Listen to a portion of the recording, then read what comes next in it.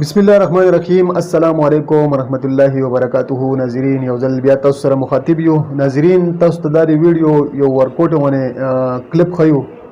دا کلیپ لاول نو ګورئ بیا به راځو مونږ تاسو سره په دې باندې خبرې کوو. خو دا ستاسو پوره چې کوم دی ځکه مونږ نه شیر کوو چې دې کې مونږ ګناهګاري کوو. لاول نه دا کلیپ وګورئ نو بیا به راځو مونږ دې باندې تاسو سره لږ بیس کوو. ویډیو مس کوئ مو ویډیو اخره پورې وګورئ.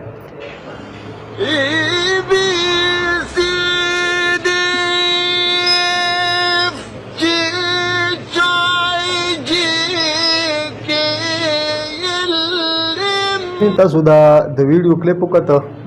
دا کلیپ مونږ چې کوم دی دا مونږ په سوشل میډیا بار وکړو. هغې د وجې نه مونږ رالو مونږ راشو په دې باندې لږې خبرې وکړو. خپل مسلمانانو وروڼو ته دا پیغام ورکړو چې یاره دا ویډیو چې کومه ده دا بار په سوشل میډیا باندې مه شیر کوئ. مونږ صرف دې پیغام لپاره رالو او دا مونږ خپل د وروڼو سره شیر کوو. نو ګوره دې که تاسو وګورئ دې کس یو قسم لا د قرآن شریف تلاوت سره مذاق کړي او د قرآن شریف بې حرمتي کړې ده. که د دې الفاظو په ځای باندې د تلاوت کړی په داسې خوږ انداز باندې او بیا په سوشل میډیا تاسو شیر کولې نو هغې کې بس تاسو ثواب ومو هغې کې ګناه نه. نو دا څومره مذاق کړی دی قرآن شریف تلاوت سره او زمونږ مسلمانان وروڼه چې کوم دي دا بار په سوشل میډیا شیر کوي. نو دا څومره د افسوس مقام دی یاره.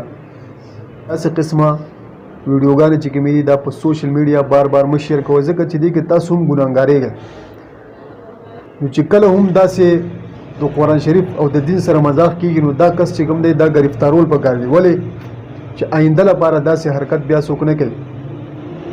پکار خو چې موږ د دین پیغام خلکو ته ورکولی نو موږ الټه راځو او د اسلام سره د دین سره مذاق کوو.